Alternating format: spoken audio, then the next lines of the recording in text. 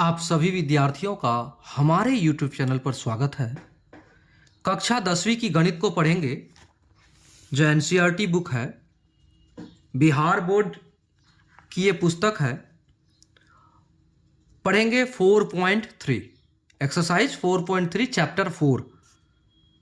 तो इसमें अब तक हम लोगों ने प्रश्न संख्या 7 तक के प्रश्न को बना लिया है, यानी 1 से लेकर 7 तक के प्रश्नों को हमने हल कर लिया है। अगर आप चैनल पर देरी से आए हैं तो आप प्लेलिस्ट को चेक करें, डिस्क्रिप्शंस को चेक करें, आपको वहां लिंक मिल जाएगा। अब चलिए कक्षा 10 की गणित में प्रश्न संख्या 8, 9, 10, 11 को बनाएंगे। और 8 और 9 बहुत ही जबरदस्त प्रश्न है जो कि आपके बोर्ड एग्जाम में संभावित रहते हैं, प्रश्न पूछे जाते हैं अक्सर। तो इस प्रश्न को आप बहुत ही ध्यानपूर्वक समझेंगे और बनाएंगे। चलिए, कहता है एक रेलगाड़ी एक समान चाल से, 8 नंबर का प्रश्न है। एक रेलगाड़ी एक समान चाल से 360 किलोमीटर की दूरी तय करती है। कितनी दूरी है? 360 किलोमीटर, यह कंफर्म है। यदि यह चाल 5 किलोमीटर प्रति घंटा अधिक होती तो वह उसी यात्रा में 1 घंटा कम समय लेती। ठीक है, रेलगाड़ी की चाल ज्ञात कीजिए।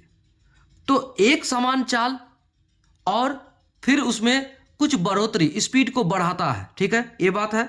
और क्या कहता है? दूरी हमारा फिक्स है, केवल चाल में परिवर्तन हुआ है। एक बार एक समान है और दूसरा बार क्या है? 5 किलोमीटर प्रति घंटा अधिक स्पीड कर दिया। तो अधिक स्पीड करेगा तो क्या होता है? समय कम लेता है ना। तो एक बार समय मेरा जो है वो रहेगा और दूसरा बार क्या हो जाएगा? समय कम लेता है। तो देखिए, रेलगाड़ी की चाल ज्ञात करने के लिए हमें कहता है। तो चलिए बनाते हैं प्रश्न संख्या 8 को। क्वेश्चन नंबर 8 VVI क्वेश्चन है और हम लोग पढ़ेंगे क्लास 10th। ठीक है ना, क्लास 10th मैथमेटिक्स पढ़ेंगे।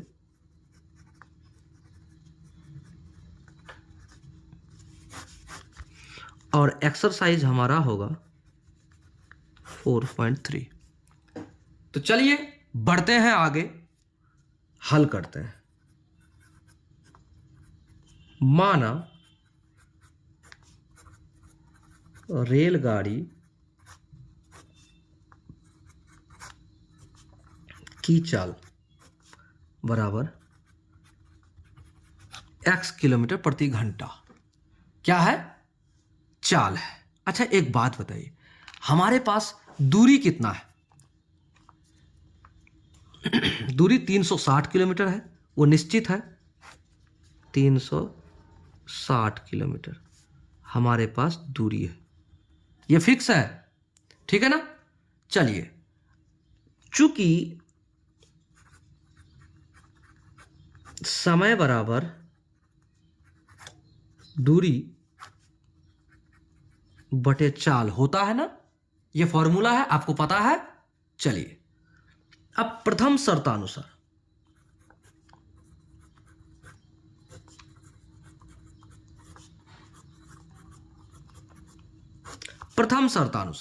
अच्छा एक बात बताइए, हमने माना चाल ये है, ठीक है, और दूरी हमारा ये है, और समय जो हमारा है तो है T1। तो चलिए, प्रथम शर्तानुसार T1 यानी समय बराबर क्या हो जाएगा?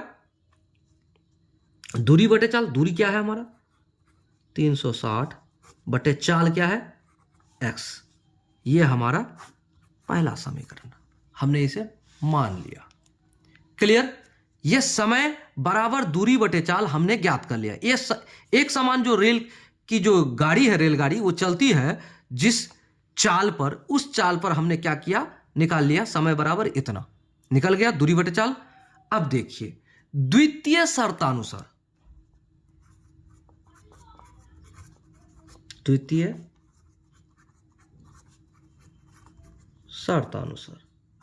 अब द्वितीय शर्तानुसार इसमें एक बात कहा है, यदि यह चाल कितना 5 किलोमीटर प्रति घंटा अधिक होती तो सबसे पहले हम 5 किलोमीटर स्पीड को बढ़ाने पर प्रति घंटा 5 किलोमीटर प्रति घंटा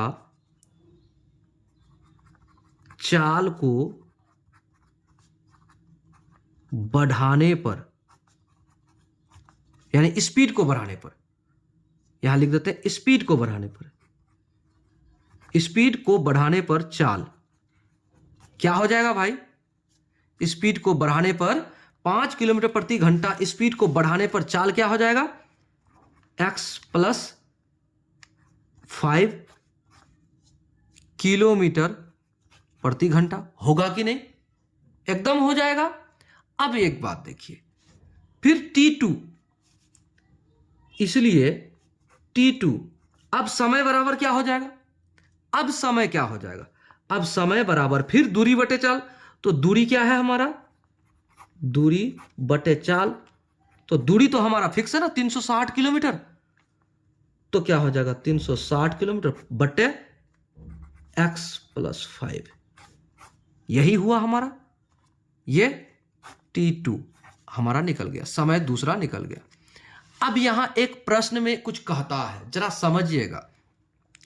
कहता है कि रेलगाड़ी एक समान से दूरी तय करती है यदि यह चाल 5 किलोमीटर अधिक होती, यानी कि स्पीड बढ़ा देता, स्पीड बढ़ा देता, स्पीड को बढ़ाने पर 5 किलोमीटर प्रति घंटा स्पीड बढ़ाने पर क्या कहता है? अधिक होती, तो उसी यात्रा को 1 घंटे कम समय लेता, उसी यात्रा को 1 घंटे कम समय लेता। इसका मतलब यह हुआ, पहले का जो स्पीड था वो कम स्पीड था और अभी का जो स्पीड है वो ज्यादा है। तो पहले का स्पीड से अगर हम अभी का स्पीड को, यानी कि पहले का जो t2 t1 है उसमें से घटा देंगे किसको? t2 को, तो हमारा क्या हो जाएगा? हमारा समय 1 घंटा कम लेगा। तो क्या कर लेते हैं हम? 1 घंटा कम लेगा, तो यहां प्रश्नानुसार लिख देते हैं। प्रश्नानुसार t1 माइनस, यहां हो जाएगा आपका t1 माइनस t2 बराबर 1। यानी कि जो समय आपका पहले निकला, जो स्पीड आपका था, उसमें क्या किया? ये कम समय लेगा। अब ये कम समय लेगा, कितना? 1 घंटा। तो वो 1 घंटा बराबर हो जाएगा t1 माइनस t2 बराबर 1। तो t1 हमारा क्या है? 360 बटे x, और माइनस t2 360 बटे x + 5 बराबर 1। यही तो है समीकरण। अब इसको जरा आप हल करें, तो क्या करें? इसको आप एलसीएम लीजिए।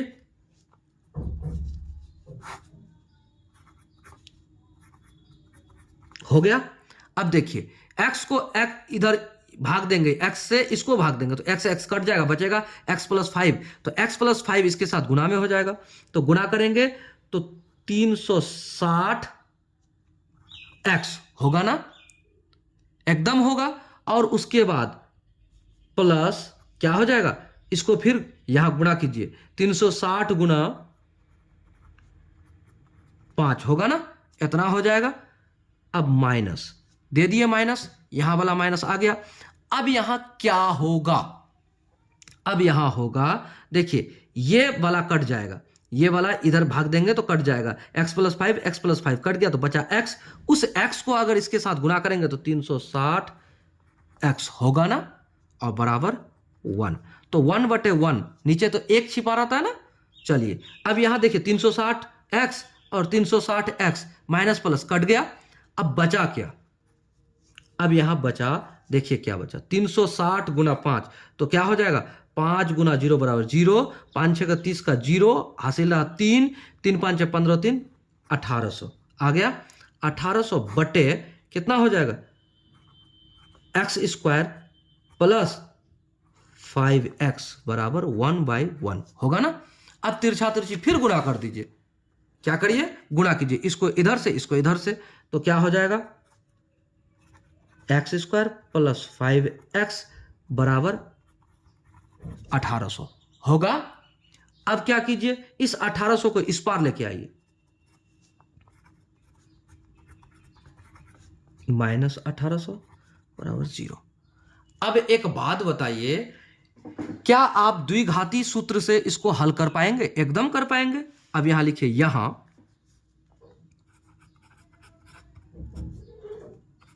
a बराबर एक्स स्क्वायर का गुणांक 1, b बराबर x का गुणांक 5 और c बराबर माइनस के 1800। हो गया ना? चलिए इसको हल करते हैं। अब देखिए, द्विघाती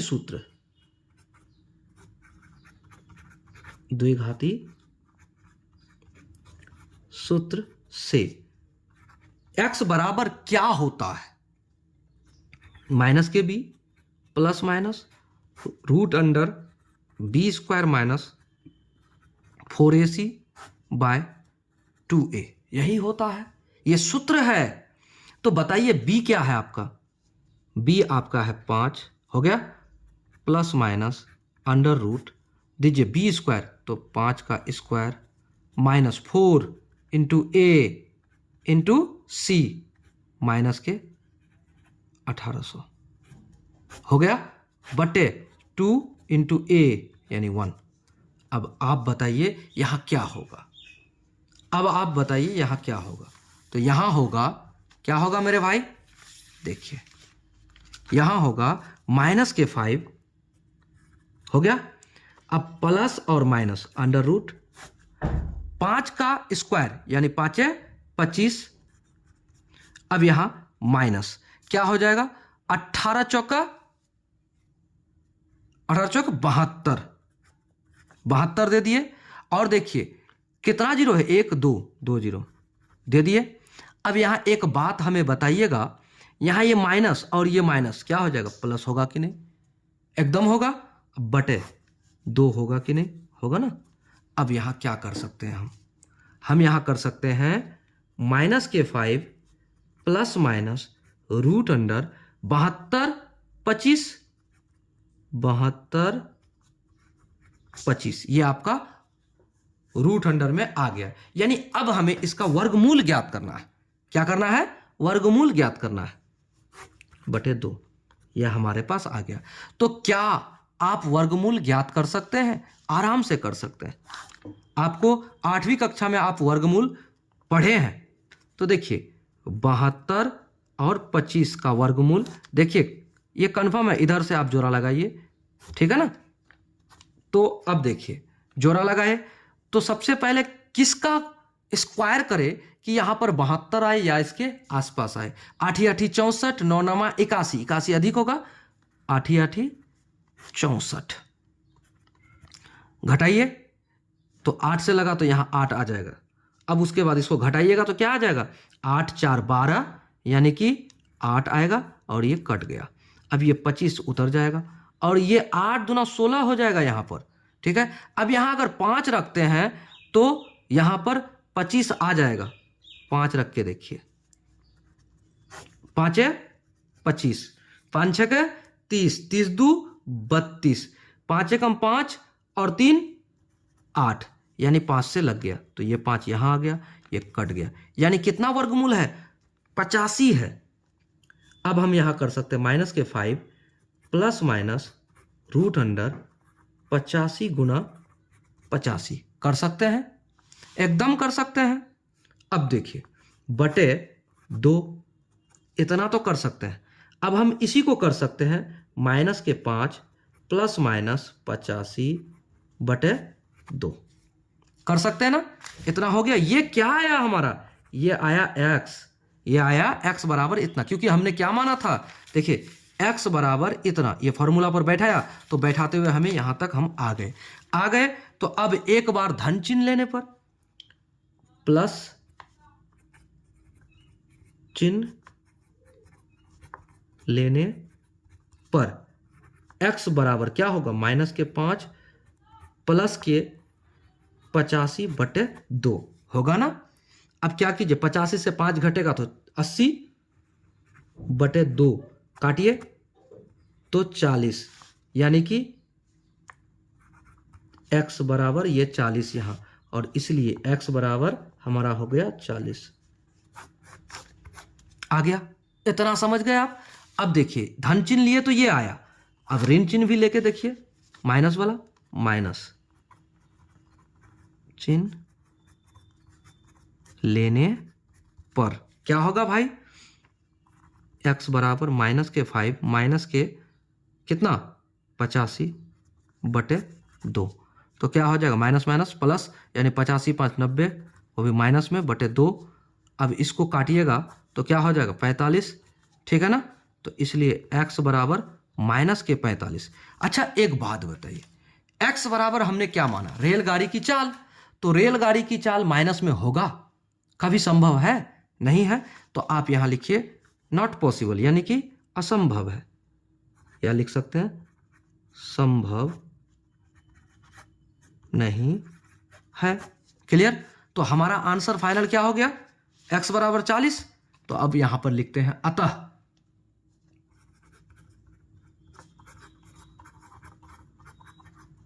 रेलगाड़ी की चाल कितना है, 40 किलोमीटर प्रति घंटा है। क्लियर, समझ गए। तो चलिए प्रश्न संख्या कितना को 9 को बनाते हैं, यानी कि अब हम लोग इसको हल कर लिए। तो आपसे रिक्वेस्ट है, वीडियो को अगर आप नहीं समझ पाए मैथ को तो एक बार जरूर देखें, और देखने के बाद आपको जरूर समझ में आएगा। यह बहुत ही इंपॉर्टेंट क्वेश्चंस है आपके बोर्ड एग्जाम के लिए। चलिए बढ़ते हैं आगे। चलिए प्रश्न संख्या 9 को देखते हैं। अब इसमें देखिए और समझिएगा, 8 बहुत ही इंपॉर्टेंट था और 9 भी बहुत ही इंपॉर्टेंट है। देखिए कहता है 2 पानी के नल एक साथ एक हौज को भरता है, कितना में 9.3/8 घंटों में भर सकता है। बड़े व्यास वाला नल हौज को भरने में कम व्यास वाले नल से 10 घंटे कम समय लेता है। अच्छा एक बात बताइए, जो नलका का पाइप अगर बड़ा हो उसका पानी ज़्यादा निकलेगा तो हौज को जल्दी भरेगा, और जिसका कम हो, छोटा हो, नलका ऐसा छोटा हो, उसका व्यास अगर छोटा हो, तो क्या इससे पानी कम निकलेगा तो जल्दी नहीं भरेगा, समय अधिक लगेगा। यही बात है ना। और कहता है 10 घंटे कम समय लेता, प्रत्येक द्वारा अलग से हौज को भरने के समय ज्ञात कीजिए। मतलब छोटा नल के द्वारा और बड़ा नल के द्वारा अलग अलग समय हमें ज्ञात करना है। तो चलिए बनाते हैं क्वेश्चन नंबर कितना, अब 9 को बनाएंगे हल। तो 9 नंबर में कहता है अब छोटा, और सबसे पहले आप एक बात बताइए, आपको हम कुछ समझाना चाहते हैं। सबसे पहले आप टंकी समझिए, हौज मतलब टंकी, मतलब माना कि ये आपका टंकी है, हौज है, यही है टंकी, ये आपका टंकी है। अगर हम ये कहें कि एक छोटा नलका है जो इसमें पानी देता है, हाँ ये पाइप है, इसमें पानी देता है भरने के लिए, और एक ऐसा है, यानी कि ये बड़ा नलका है जिससे पानी आता है, ये छोटा नलका है, ये बड़ा। अब बताइए किससे ज्यादा पानी जाएगा, इसमें भरेगा किससे, सबसे ज्यादा इससे होगा, क्योंकि इसका व्यास बड़ा है, इसका मुंह बड़ा है, मुंह मतलब व्यास उसका, इसका ये जो चौड़ाई है ना ये, ठीक है ना। तो इतना तो समझ गए ना। चलिए चलिए मानते हैं, माना कम व्यास वाला नल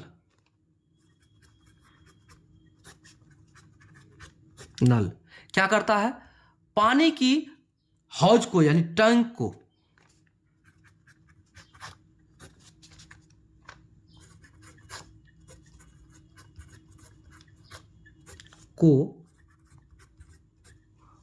माना कम व्यास वाला नल पानी की हौज को कितना घंटा में, x घंटे में भरता है। हमने ये माना, क्या किया, हमने ये माना प्रश्नानुसार। अब देखिए x घंटा में भरता है, ये हमने माना। अब चलिए प्रश्नानुसार। क्यों भाई प्रश्नानुसार चलेंगे? आपका प्रश्न कहता क्या है? देखिए, आप एक ही चर को मान सकते, दो चर नहीं मान सकते इसमें, इसलिए डायरेक्टली अब हम उसी चर पर निर्भर होकर बनाएंगे। ठीक है, चलिए। तो अब दूसरा बात क्या कहता है? कहता है कि अधिक व्यास वाला पाइप क्या करता है? 10 घंटे क्या करता है? कम समय लेता है ना। तो चलिए लिखते हैं, अधिक व्यास वाला नल या पाइप, नल क्या करता है? कितना घंटा में भरेगा? प्रश्न क्या करता है? प्रश्न कहता है कि बड़े व्यास वाला नल हौज को भरने में कम व्यास वाले नल से 10 घंटे कम समय लेता है। तो अगर ये x घंटे में भरता है तो वो 10 घंटे कम लेता है। तो कितना अधिक व्यास वाला नल x माइनस 10 घंटे में हौज को भरेगा, हौज को भरेगा, यही होगा ना। ये आपका प्रश्न कहता है, इसलिए प्रश्नानुसार हमने लिखा। क्लियर? यहां तक समझ गए? चलिए, इतना समझ गए तो अब एक बात बताइए, ये x घंटे में इसको भरता है। अब x घंटा कुछ भी हो सकता है, 10 घंटा हो सकता है, 5 घंटा हो सकता है, जब हम उसका मान निकालेंगे तो कुछ भी हो सकता है। और ये x माइनस 10 घंटे में अब कुछ भी हो सकता है। तो सबसे पहले एक बात बताइए, आप इस चीज को निकालिए, उस एक नल जो छोटा व्यास वाला है उसके द्वारा टंकी को भरने का दर निकालिए, प्रति घंटा भरने की दर। और उसी तरह आप क्या कीजिए, बड़े नल, बड़े व्यास वाला जो नल है उसके द्वारा पानी को भरने का जो प्रति घंटा का दर है, स्पीड है, उसको निकालिए। अब यहां लिखिए, इसलिए ठीक है, छोटा नल द्वारा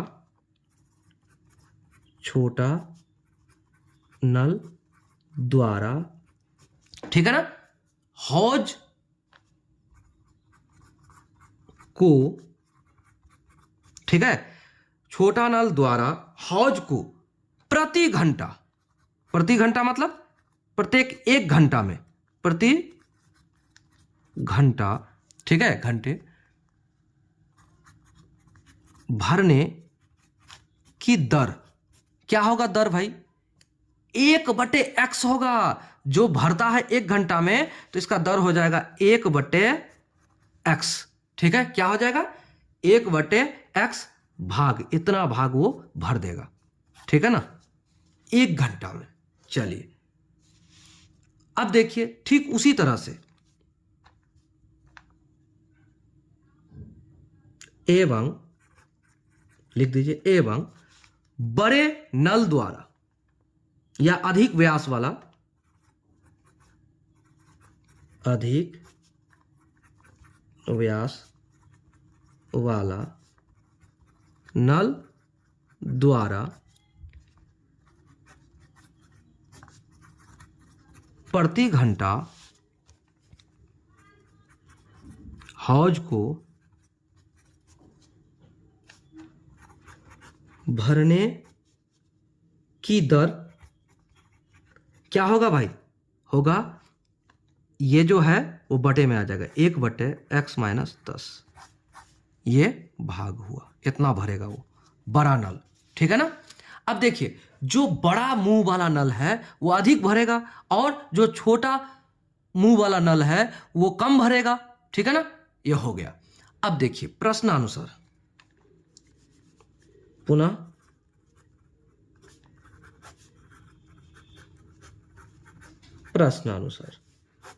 प्रश्नानुसार क्या करेंगे?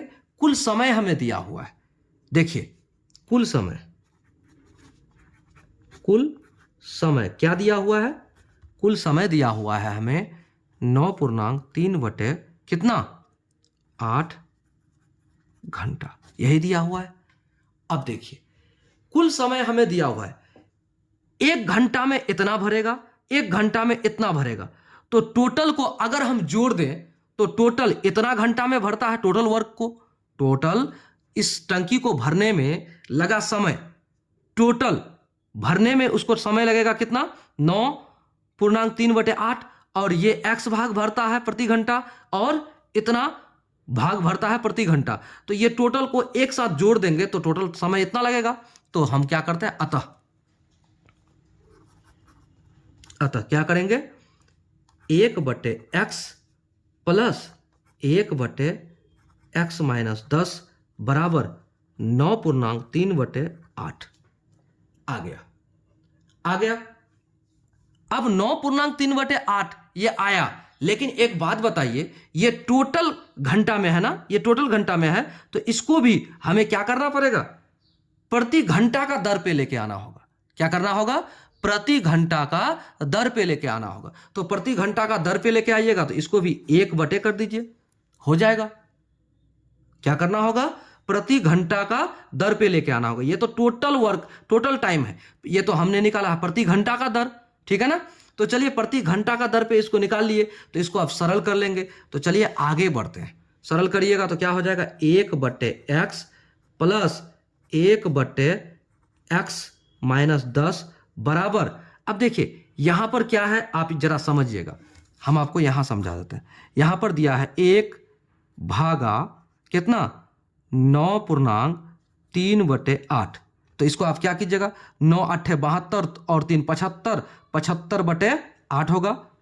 क्या हो जाएगा, 1 भागा 75/8। अब देखिए भागा जब उलटता है, गुना में आता है तो ये संख्या उलट जाता है, 1 गुना 8/75 होता है, बराबर ये क्या हो जाएगा, 8/75 होगा कि नहीं, होगा कि नहीं, इतना हो जाएगा। जब इतना हो जाएगा तो इसको आप डायरेक्टली यहां लिख दीजिए, क्या लिख दीजिए, 75 इसको हम सरल करके डायरेक्टली यहां कर दिए, तो यहां लिख दीजिए कितना होगा, 8/75, ठीक है ना।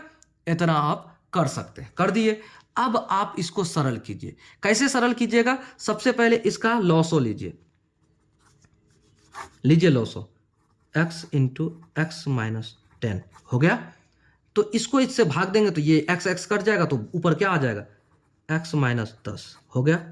अब देखिए यहां प्लस है तो प्लस दे दीजिए, उसके बाद इसको भाग देंगे तो बचेगा क्या, 1, यानी कि ये x बचा, इस x को इसके साथ गुना करेंगे तो 1x बराबर 8/75 होगा ना, एकदम होगा। अब आगे क्या करना है आपको, देखिए अब आगे आप करिए, इसको सरल कर दीजिए, 2x माइनस के 10 बटे x² और माइनस के 10x होगा ना, एकदम होगा, बराबर 8/75। समझ में आ रहा है, एकदम समझ में आ रहा होगा, ठीक है। अब देखिए, अब हम लोग क्या करते हैं, आगे बढ़ते हैं और इसको सरल करते हैं। इसको इधर से गुना करेंगे, इसको इधर से गुना करेंगे, कर सकते हैं ना। लेकिन एक बात है, एक चीज यहां आप कर सकते हैं, क्या कर सकते हैं, देखिए आप यहां कॉमन ले सकते हैं, यहां से 2 को कॉमन लेंगे तो यहां 2 से इसको काटेंगे तो यहां 4 आ जाएगा, आएगा ना, कर सकते हैं आप। तो चलिए एक बार कॉमन ले ही लेते हैं और ये समीकरण जो है वो आपका सरल हो जाएगा, आसान हो जाएगा। अगर आप यहां पर 2 कॉमन लेते हैं तो x माइनस 5 आ गया, अब बटे x² माइनस के 10x बराबर क्या होगा, 2 गुना 4/75 कर दीजिए, तो ये 2 कट गया, ऊपर वाला कट गया ना। अब देखिए आपका और आसान हो गया। अब आप क्या कीजिए, इसको इधर गुना कीजिए, इसको इधर गुना कीजिए, कर सकते हैं। तो आप क्या कीजिए, 4 गुना x², तो 4x² होगा ना। अब उसके बाद माइनस 4 गुना 10 40x आ गया। अब इसको इधर से गुणा करके इधर लेके जाइए, तो बराबर 75x, उसके बाद 75 5 माइनस 75 5 5 25, 7 5 35 और 2 37 हो गया, इतना होगा।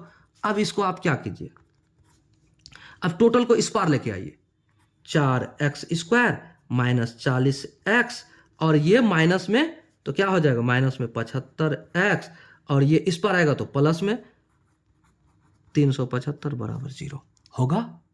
अब इसको अब और सरल कर लीजिए, क्या होगा 4x² माइनस के 75 और 40 जुड़ेगा तो 5 0, तो 5 7 4 11x और प्लस 375 बराबर 0 आ गया। इतना समझ गए? चलिए, इतना समझे ना? तो चलिए अब क्या करते हैं, यहां देखिए इसके बाद और कुछ सरल होगा नहीं, तो यहां लिखिए, यहां आप a1 b1 c O a b c निकालिए, तो क्या होगा, यहां a बराबर x² का गुणांक क्या है भाई हमारा 4, और b बराबर क्या है x का गुणांक माइनस के 115 है ना। अब c बराबर क्या है 375, यही तो है। तो चलिए अब हम लोग क्या करेंगे, इसको और आगे बढ़ते हैं। तो द्विघाती सूत्र से अब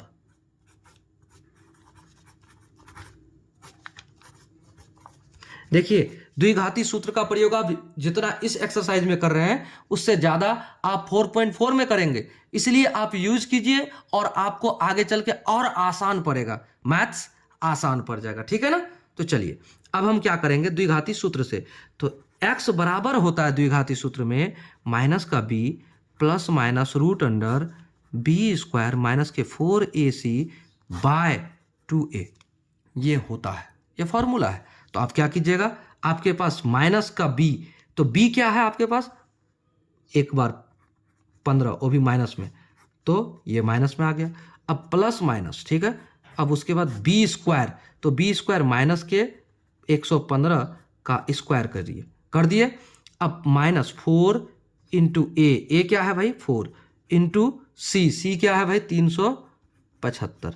देखिए यहां तो आपको गुणा करना पड़ेगा, यहां आपको गुणा करना पड़ेगा, 2 इंटू ए क्या है 4, हो गया। अब देखिए एक बार पहले हम लोग सरल कर लेते हैं, क्या करते हैं माइनस प्लस का झगड़ा सब हटा लेते हैं। एक बात बताइए, ये माइनस कट गया तो क्या हो जाएगा, गुणा में है तो 115 और उसके बाद प्लस और माइनस ये तो रह जाएगा। अब एक बात बताइए, 115 का स्क्वायर यानी कि वर्ग, 115 का वर्ग क्या होता है, क्या आपको पता है? तो देखिए आपको हमने वर्ग निकालने का भी एक विधि बताया था, अगर 5 है तो 5 25 यानी कि अंतिम 25 लिख दीजिए।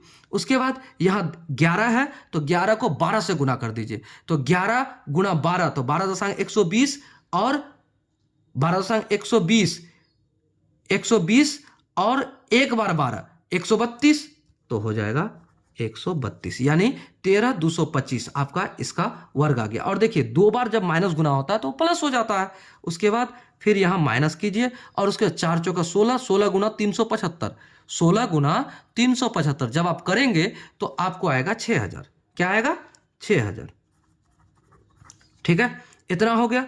अब उसके बाद इसको आप क्या कीजिए नीचे वाला गुना कीजिए, 4 दूना 8 हो गया। अब क्या कर सकते हैं, इसको इससे घटाइएगा तो क्या क्या आता है देखिए, तो 115 प्लस माइनस रूट अंडर 0 और 5, तो 5 को 0 से घटाएंगे तो 5 रहेगा, कोई परिवर्तन नहीं, 2 रहेगा, कोई परिवर्तन नहीं, फिर 0 तो 2 रहेगा, कोई परिवर्तन नहीं, 13 से 6 7 6 13 हो गया 72 25। तो क्या इससे पहले 72 25 आप 72 25 का वर्गमूल ज्ञात किए हैं कुछ देर पहले ही किए हैं, 72 25 का वर्गमूल हम लोग कुछ देर पहले ही ज्ञात किए हैं। क्या होता है 72 25 का, 72 25 का शायद 85 हो रहा था, कैसे दिखाते हैं आपको, 72 25 जोड़ा मिलाइए, 8 8 64 बचेगा 6 और इधर कुछ नहीं, नहीं 12 8 बचेगा, क्या बचेगा 8 बचेगा, 8 4 12, उसके बाद ये 8 यहाँ आ जाएगा, उसके बाद ये 25, ठीक है ना। अब उसके बाद ये 8 8 16 हो जाएगा, 16 कौन सा अंक रखे तो ये 25 आएगा, तो 25 तो 5 रखना होगा, 5 25 का 5 हासिल रहा यहाँ 5 से, 5 25 5 6 30 30 2 32, 5 एकम 5 3 8 यानी 85 आ गया ना। तो देखिए यहाँ इसका 85 का वर्गमूल है ना, चलिए 115 प्लस माइनस 85 गुणे 85 बटे 8 होगा ना, एकदम हो जाएगा। अब यहाँ क्या कीजिए, 115 प्लस माइनस, ओह ये रूट अंडर हटा दीजिए और यहाँ लिख दीजिए 85/8। हो गया? यहाँ तक समझ में आ गया होगा आपको। अगर आ गया तो अब आप यहाँ क्या कीजिए, यहाँ पर लिखिए, यहाँ पर आप करिए कि धन चिन्ह एक बार लेने पर, तो लिखिए धन चिन्ह लेने पर। तो धन चिन्ह लेंगे तो क्या होगा भाई, धन चिन्ह लेने पर x बराबर 115 प्लस 85/2, यही होगा ना। अब क्या कीजिए, इसको जोड़िए, 5 और 5 10 का 0 हासिल रहा 1, 8 1 9 और 1 10 का 0 हासिल रहा 1, 1 और 1 2, 200/2 भाग देंगे तो क्या लगेगा 100। तो x बराबर 100, यहाँ आ गया x बराबर 100 हमारा आ गया। अब एक बार ऋण चिन्ह लेने पर, माइनस चिन्ह लेने पर, तो माइनस चिन्ह आपका क्या हो जाएगा, x बराबर 115 माइनस 85 क्या हो जाएगा 8। तो देखिए 85 घटेगा तो क्या हो जाएगा आपका, 5 से 5 0, अब 8 3 11 इतना बटे 8। ठीक है। अब एक बात बताइए, इसको जब आप काटेंगे तो क्या आ जाएगा, 8 या 24 बचा 6, तो 8 या 24 पूर्णांक 24, तो बचा कितना 6, तो 6/8। तो इसको काटेंगे तो यहाँ 3 यहाँ 4, यानी कि इसका x बराबर हो जाएगा 3.3/4, ये होगा। एक ये आंसर है, एक ये आंसर है। अच्छा एक बात बताइए, ये पॉसिबल नहीं है, क्यों पॉसिबल नहीं है, इस तरह का आंसर आपका होगा ही नहीं। अब आपको प्रश्न में पूछा क्या है जरा ये समझिए। प्रश्न में कहता है माना अच्छा माना नहीं, पुरुष आपको पूछा क्या है 9 नंबर में, कहता है प्रत्येक द्वारा अलग अलग से हौज को भरने के समय ज्ञात कीजिए। क्या आपको इतना समय लगता है? अगर इसको आपने छोटे वाले नलका का क्या माने हैं, माना कम व्यास वाला नलका का पानी इतना घंटे में भरता है, तो बड़ा व्यास वाला जो नलका है तो बताइएगा वो आपको कितना घंटा में भरेगा, वो तो और कम में भरेगा 3 घंटा में। तो इसको अगर हम माइनस, देखिए ये पॉसिबल नहीं होगा, क्यों नहीं होगा आपको दिखाते हैं। ये कितना 30/8 है ना, 30/8 का ही रूप है ये। आपको हमने ये कहा ये असंभव है, सबसे पहले तो हम कह देते कि ये असंभव है। अब इसे हम साबित करके आपको दिखाते हैं, तब जाके इसको आंसर बताएंगे, ठीक है ना। तो देखिए 30/8 इतना समय कम नलका वाला लिया, मतलब कम व्यास वाला जो नलका है ना वो लिया। तो बताइए बड़ा जो नलका है जिसका मुंह बड़ा है वो ज्यादा पानी देगा तो वो कम समय लेगा, तो कम समय लेगा तो अधिक व्यास वाला नलका कितना समय कम लेगा, इससे -10 होगा ना, हमने तो यही बोला है आपको। तो अब कम लेगा तो इसको करिए तो 30 माइनस कितना हो जाएगा 8.80/8। तो माइनस में कभी जवाब होगा इसका, देखिए -50/8। क्या ऐसा हो सकता है, बड़ा नलका माइनस के मतलब कोई समय नहीं लेगा, वो भी उल्टे समय आपको देगा, ऐसा हो सकता है, ये नहीं होगा, ये नॉट पॉसिबल। ठीक है। अब देखिए ये छोटा नलका दिया इतना पानी, तो अब इतना समय अगर छोटा नलका लगाता है तो बड़ा नलका क्या लगाएगा। अब यहां आंसर को लिखिएगा, क्या लिखिएगा, प्रश्न के हिसाब से लिखिएगा। प्रश्न का हिसाब आपका बोलता है प्रत्येक द्वारा अलग अलग से हौज को भरने के समय ज्ञात कीजिए। तो अतः कम व्यास वाला नल का, यानी नल, कम व्यास वाला नल, ठीक है, हौज को कितना घंटा में भरेगा, भरने में 100 घंटे लेंगे, ठीक है, तथा अधिक व्यास वाला नल कितना घंटा लेंगे? नल 100 माइनस 10 बराबर 90 घंटे समय लेंगे। बात समझ में आई? ये 90 घंटे लेंगे और ये 100 घंटे लेंगे। ये आपका आंसर हो गया। ठीक है ना? तो चलिए प्रश्न संख्या 9 भी हमारा क्लियर हो गया, जो कि बहुत ही महत्वपूर्ण क्वेश्चन था, आपके बोर्ड एग्जाम में संभावित प्रश्न है। इसे आप ध्यानपूर्वक समझेंगे। अगर एक बार में समझ में ना आए तो रिपीट करें वीडियो को फिर से और देखें और समझें। चलिए अगला प्रश्न को हल करते हैं। चलिए अगला प्रश्न को देखिए। मैसूर और बेंगलोर के बीच 132 किलोमीटर यात्रा करने में एक एक्सप्रेस गाड़ी रेलगाड़ी सवारी गाड़ी से 1 घंटा कम समय लेता है। देखिए ये 8 नंबर और 10 नंबर एक जैसा प्रश्न है, बस बात को उलटफेर किया है और कुछ नहीं। मैसूर और बेंगलोर के बीच के 132 किलोमीटर यात्रा करने में एक एक्सप्रेस गाड़ी सवारी गाड़ी से 1 घंटा कम लेता है। एक्सप्रेस गाड़ी सवारी गाड़ी से कम समय में स्पीड में चलता है, ठीक है ना? उसका मतलब यही हुआ। अच्छा, मध्य के स्टेशनों पर ठहरने का समय ध्यान में न लिया जाए यदि, इसको तो ब्रैकेट में दिया है तो इसका कोई मतलब ही नहीं। चलिए, यदि एक्सप्रेस रेलगाड़ी की औसत चाल सवारी गाड़ी की औसत चाल से इतना किलोमीटर अधिक है। देखिए डिपेंड किस पर है? सवारी गाड़ी पर, तो मानेंगे सवारी गाड़ी को। क्लियर? तो दोनों रेलगाड़ियों की औसत चाल ज्ञात कीजिए। तो सबसे पहले दूरी फिक्स है 132 किलोमीटर। क्या है? दूरी फिक्स है। एक तरफ है मैसूर और एक तरफ है बंगलोर, बैंगलोर, ठीक है? ये दूरी फिक्स है। ये दूरी कितना है? 132 किलोमीटर, यही है ना? ये दूरी फिक्स है। और एक रेलगाड़ी चलती है और एक सवारी गाड़ी चलती है, और दोनों तो रेलगाड़ी है, लेकिन सवारी गाड़ी का स्पीड कम होता है और एक्सप्रेस जो गाड़ी होता है रेलगाड़ी, उसका स्पीड ज़्यादा होता है। तो प्रश्न यही है। और डिपेंड किस पर है? सवारी गाड़ी पर है, तो सवारी गाड़ी के बारे में मानेंगे। कितना प्रश्न है? प्रश्न संख्या 10 का हल। माना सवारी गाड़ी की औसत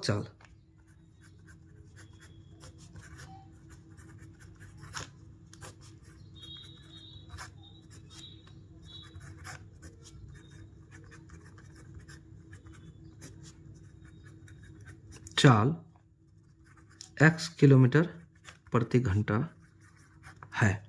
देखिए हमने क्या माना? सवारी गाड़ी की औसत चाल माना, ठीक है ना? तो एक्सप्रेस रेलगाड़ी की चाल क्या हो जाएगा? इसलिए कहता है रेलगाड़ी की औसत चाल सवारी गाड़ी की औसत चाल से इतना अधिक है, x प्लस 11 किलोमीटर, यानी कि क्या हो जाएगा? एक्सप्रेस रेलगाड़ी की चाल क्या हो जाएगा? x प्लस 11 किलोमीटर प्रति घंटा, यही होगा ना? चलिए, चूंकि समय बराबर दूरी बटे चाल, ये आपको पता है, ये आपको पता है। तो दूरी हमारा फिक्स है और चाल हमारा ये है और ये है, ठीक है ना? तो चाल भी हमको पता है और दूरी भी हमें पता है, तो समय हम निकाल सकते हैं।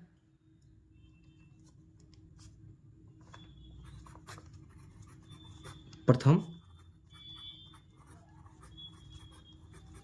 शर्त अनुसार सबसे पहले हम क्या निकालते हैं? सवारी गाड़ी के लिए समय निकालते हैं। क्या करते हैं?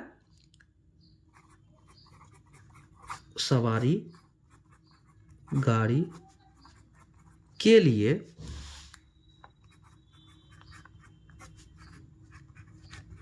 समय। तो सवारी गाड़ी के लिए समय और एक बार क्या निकालेंगे, एक्सप्रेस रेलगाड़ी के लिए समय, ठीक है ना। तो सवारी गाड़ी के लिए समय, तो T1 समय यानी कि T1 बराबर दूरी बटे चाल। तो दूरी हमारा क्या है बताइए, दूरी तो फिक्स है 132 बटे, और इसका चाल क्या है, x है। ये हमारा घंटा हो गया। क्लियर। अब चलिए किसके लिए, एक्सप्रेस गाड़ी के लिए लिखते हैं। देखिए स्टेप बाय स्टेप लिखिएगा तो आपको मार्क्स अधिक मिलेंगे। द्वितीय यानी फिक्स जो मार्क्स आपका रहेगा, अगर 6 मार्क्स के लिए अगर ये क्वेश्चन रहेगा तो आपको 6 मार्क्स ही मिलेंगे, कम नहीं मिलेंगे। स्टेप बाय स्टेप आपको लिखना पड़ेगा। द्वितीय शर्तानुसार तो क्या लिखते हैं, एक्सप्रेस रेलगाड़ी के लिए, एक्सप्रेस रेलगाड़ी के लिए समय, है ना, एक्सप्रेस रेलगाड़ी के लिए समय। तो T2 यानी दूसरा बार हम समय निकाल रहे हैं, T2 बराबर दूरी बटे चाल। तो रेलगाड़ी इसका दूरी क्या होगा, सेम टू सेम है 132 बटे चाल, इसका क्या है भाई, इसका चाल है x प्लस 11, है ना, x प्लस 11 आ गया T2। तो T2 ये हमारा दूसरा घंटा, यानी इसका समय इसका समय दोनों का समय हो गया। अब एक बात हमें बताइए, यहां आपको एक बात कहा है, क्या कहा है, दोनों में टाइम तो देखिएगा, कहता है 132 किलोमीटर की एक्सप्रेस सवारी रेलगाड़ी से 1 घंटा कम समय लेता है। अच्छा 1 घंटा समय कौन कम लेता है, ये लेता है, क्या कहता है आपका एक्सप्रेस गाड़ी। तो एक्सप्रेस गाड़ी का जो समय है वो कम लेता है, और ये जो है क्या कहता है आपका मालगाड़ी है वो अधिक समय लेता है। तो अधिक समय जो लेने वाला जो गाड़ी है उससे अगर उससे हम कम समय लेने वाले को अगर घटा दे तो बराबर 1 हो जाएगा। 1 घंटा कम लेता है तो बराबर 1 हो जाएगा, यानी कि इसका मतलब ये हुआ, प्रश्नानुसार लिखते हैं, प्रश्नानुसार इसका मतलब हुआ, क्या हुआ, T1 माइनस T2 बराबर 1 घंटा। इसका मतलब यही हुआ, क्या हो गया, इसका मतलब यही हो गया। तो T1 हमारा क्या है भाई, T1 है 132 बटे x, यही है ना, 132 बटे x, और T2 हमारा क्या है 132 बटे x प्लस 11, यही है ना। अब बराबर क्या है 1, तो 1। अब इसको हल कीजिए और उम्मीद करते हैं आपको जवाब मिल जाएगा। चलिए अब आगे बढ़ते हैं, क्या करेंगे, अब इसका लॉसो लेंगे। तो x इंटू एक्स प्लस 1 हो गया, ओ 11, 1 नहीं, तो चलिए इसको इससे भाग देंगे तो बचेगा x प्लस 11। x प्लस 11 को गुणा करेंगे किससे, इससे 132 से, कर सकते हैं ना, तो कर देते हैं। 132 के x होगा ना, 132 गुना x, उसके बाद प्लस 132 गुना 11 होगा ना, एक के बारे में सरल करते जा रहे हैं। उसके बाद यहां माइनस है, अब यहां कर दीजिए, ब्रैकेट लगा दीजिए ये माइनस के कारण, ठीक है ना। तो 132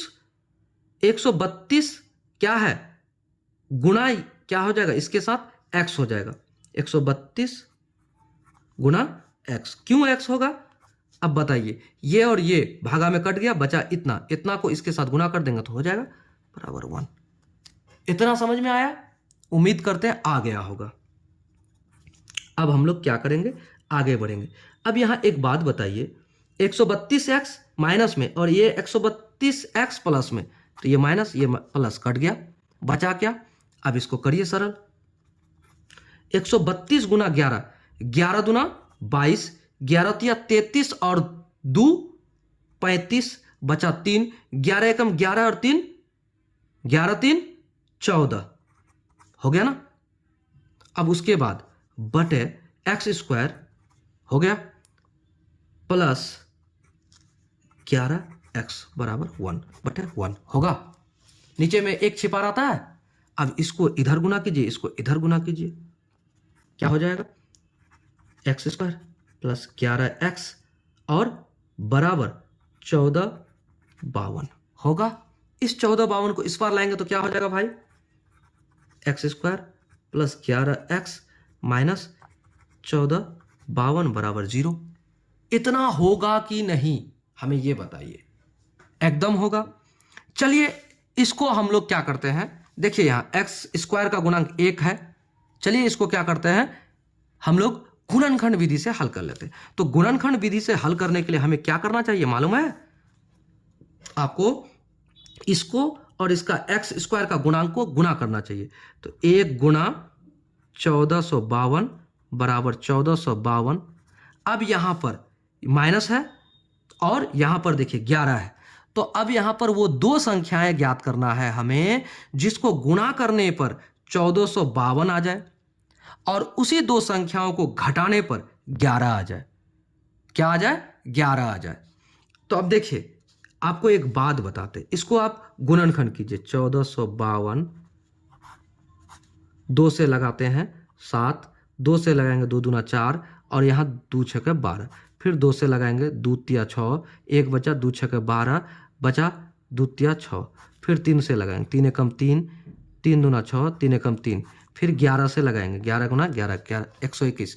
तो अब देखिए 11, एक काम करते हैं 11 2 दूना 4 और 11 चौका 44, 11 तिया 33, 44 और 33 को गुणा करेंगे तो हमारा क्या आएगा? इतना आएगा। और 44 और 33 को अगर घटाते हैं तो 11 आएगा।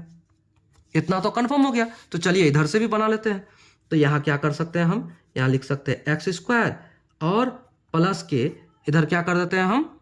देखिए 44 के एक्स माइनस के 33x और माइनस के 1452 बराबर 0 कर सकते हैं, एकदम कर सकते हैं। अब क्या कीजिए, आगे एक्स स्क्वायर और प्लस 44 के x माइनस 33 के x माइनस 1452 बराबर 0।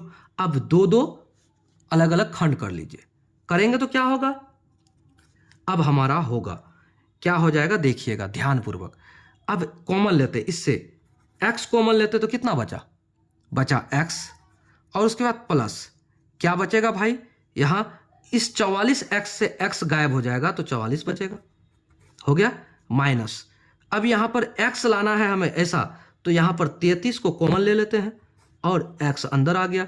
और यहां माइनस है, यहां भी माइनस है, यहां माइनस माइनस प्लस कर देंगे तो होगा ना, प्लस माइनस माइनस आ जाएगा और यहां 44 आ जाएगा। तो 44 गुना 33 बराबर, हमको तो पता है 1452 होता है, बराबर 0। अब इसी को आप क्या कर सकते हैं, देखिए अब इसी को ये दोनों के बदले x प्लस 44, x प्लस 44 के बदले एक बार x प्लस 44 लिख दीजिए और उसके बाद ब्रैकेट में इसको और इसको लिख दीजिए x माइनस 33 बराबर 0 हो गया। अब लिखिए यदि x प्लस 44 बराबर 0 तो x बराबर क्या होगा? ये माइनस के प्लस के 44 इस पार जाएगा तो माइनस के 44। अच्छा एक बात बताइए, ये क्या है? x का मान है। हमने x क्या माना है? यहां देखिए सवारी गाड़ी की औसत चाल बराबर कितना? x किलोमीटर प्रति घंटा। तो क्या किसी गाड़ी की स्पीड माइनस 44 हो सकता है? क्या आप मोटरसाइकिल माइनस के स्पीड में चला सकते हैं? नहीं चला सकते। तो माइनस का स्पीड होता ही नहीं है, असंभव है। कन्फर्म। अब देखिए दूसरा, यदि x माइनस 33 बराबर 0 है ना, तो क्या करेंगे? x बराबर ये माइनस इस पार जाएगा तो प्लस के 33 होगा। ये हो सकता है, क्यों? स्पीड प्लस में होगा, धनात्मक होगा। अब लिखिए, अतः सवारी गाड़ी हमने माना था, सवारी गाड़ी की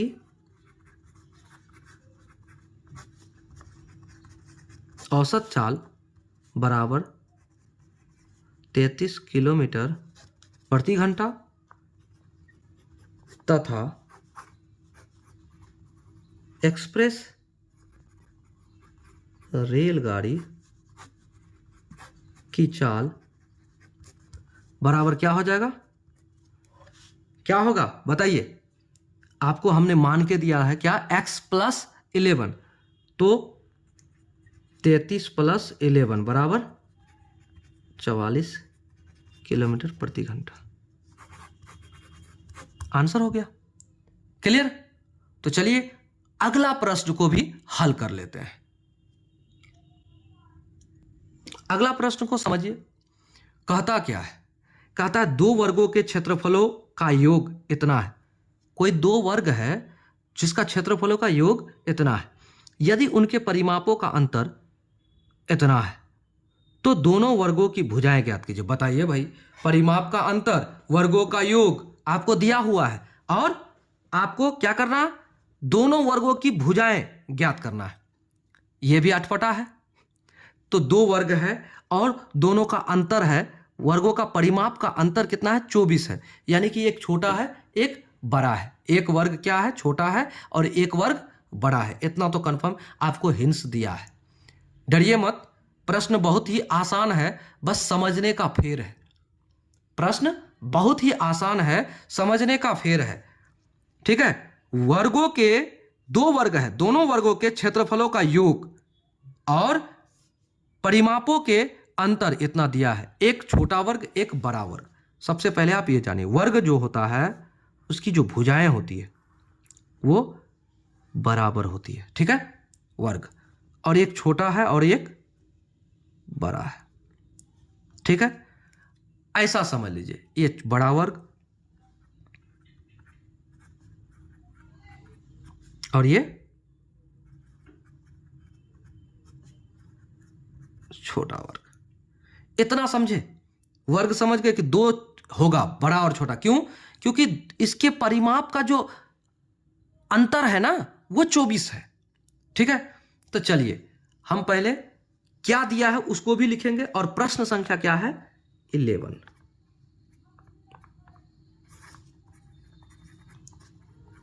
दिया क्या है ये लिखते हैं।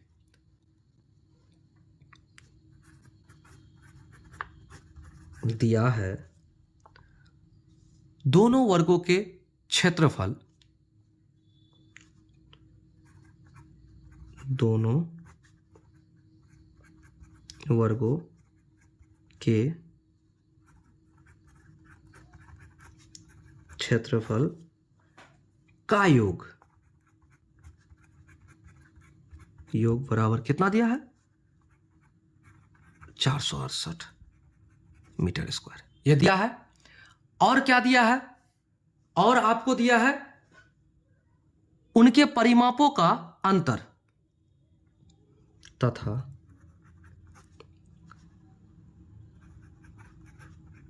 परिमापों का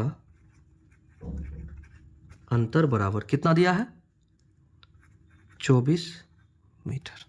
इतना दिया हुआ है, ठीक है ना। तो चलिए मानते हैं, माना बड़े वर्ग, यही मानते हैं, माना बड़े वर्ग की भुजा बराबर x मीटर है। इतना हमने मान लिया। क्या है, बड़े वर्ग की जो भुजा है उसको हमने मान लिया x मीटर, मान लिया। अब एक बात बताइए, आपसे ही सवाल पूछते हैं, परिमाप बराबर क्या होता है, 4 इंटू भुजा। क्या होता है, 4 इंटू भुजा होता है ना। इसलिए बड़े वर्ग की परिमाप बराबर क्या होगा, 4 इंटू भुजा। तो क्या हो जाएगा, 4 इंटू एक्स बराबर 4x मीटर। ये हो गया। अगर बड़ा वर्ग आ गया हमारा, उसका परिमाप आ गया हमारा ये, और अंतर क्या है भाई हमारे पास दोनों का परिमाप का अंतर 24, तो छोटे वर्ग का जो परिमाप है वो क्या निकलेगा हमारे पास, निकलेगा कि नहीं। अब देखिए, चूंकि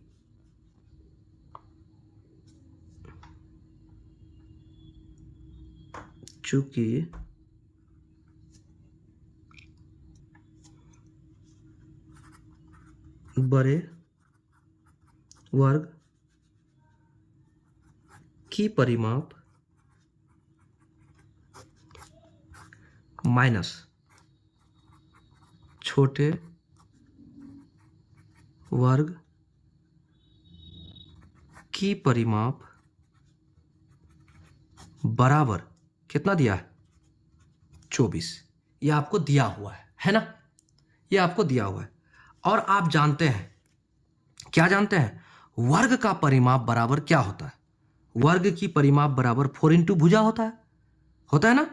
तो वर्ग की परिमाप बराबर क्या होगा, दोनों में फॉर्मूला लग जाएगा, 4 इंटू भुजा, ठीक है, माइनस 4 इंटू भुजा, होगा ना, बराबर 24 होगा।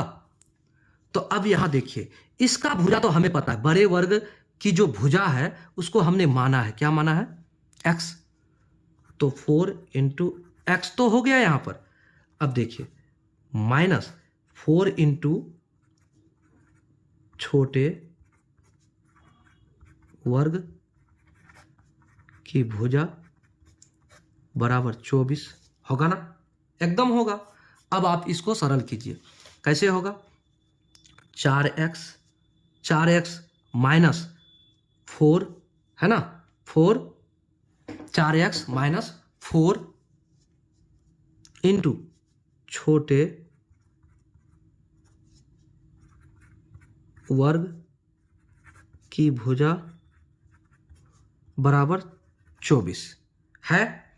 अब इसको आप क्या कर सकते हैं, यहां देखिए, यहां कर सकते हैं, ये माइनस में है, इसको हम इस पार लेके जाएंगे तो प्लस में हो जाएगा, और ये 24 इस पार आएगा तो क्या हो जाएगा, माइनस में हो जाएगा। तो यहां हम कर सकते हैं, क्या कर सकते हैं, 4x माइनस के 24 और बराबर 4 गुणे छोटे वर्ग की भुजा, इसे कर सकते हैं।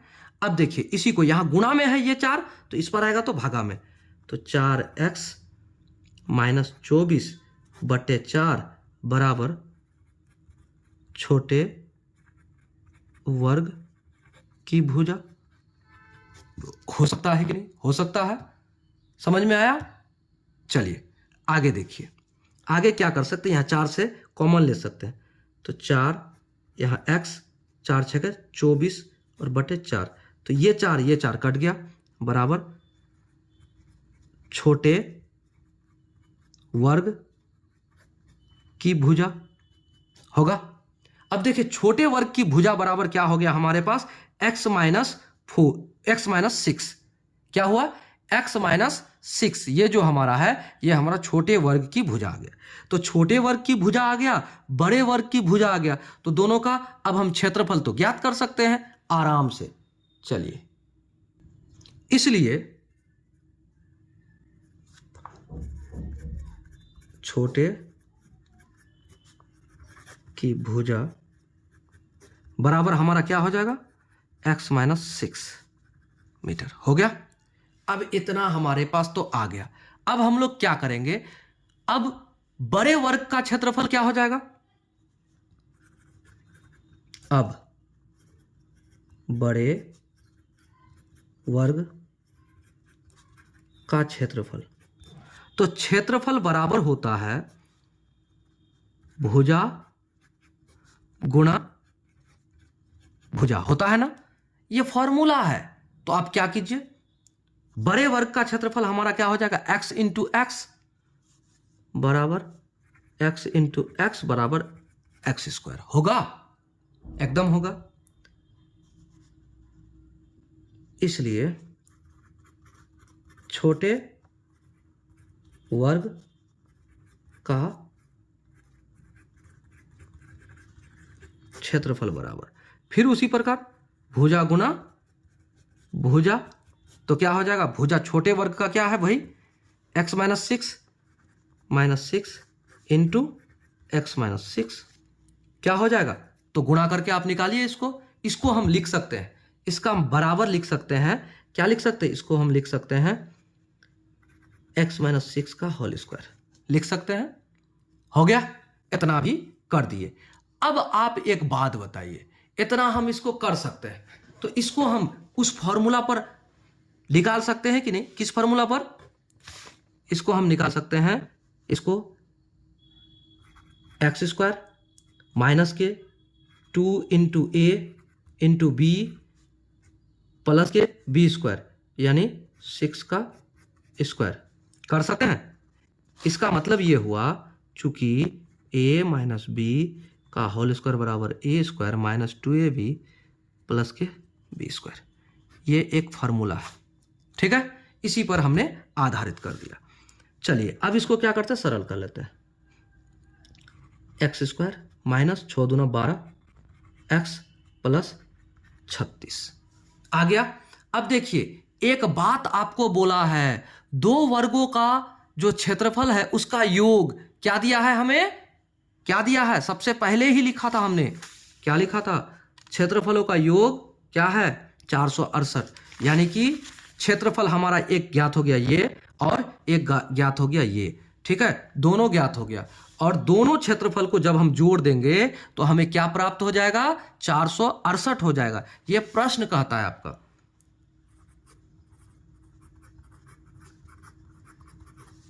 प्रश्नानुसार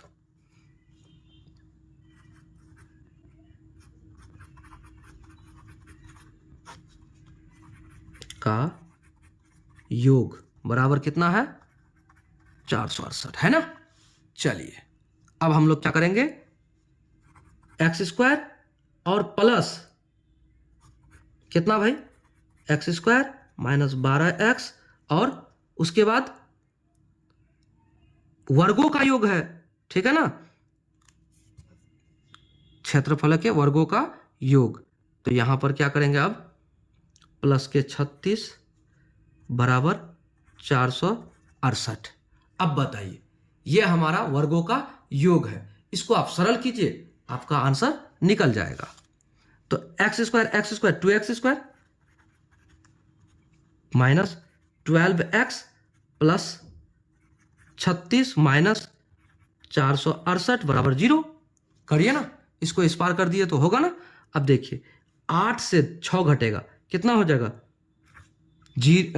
8 से 6 घटेगा तो आपका आ जाएगा 2, 8 से 6 घटेगा 2, उसके बाद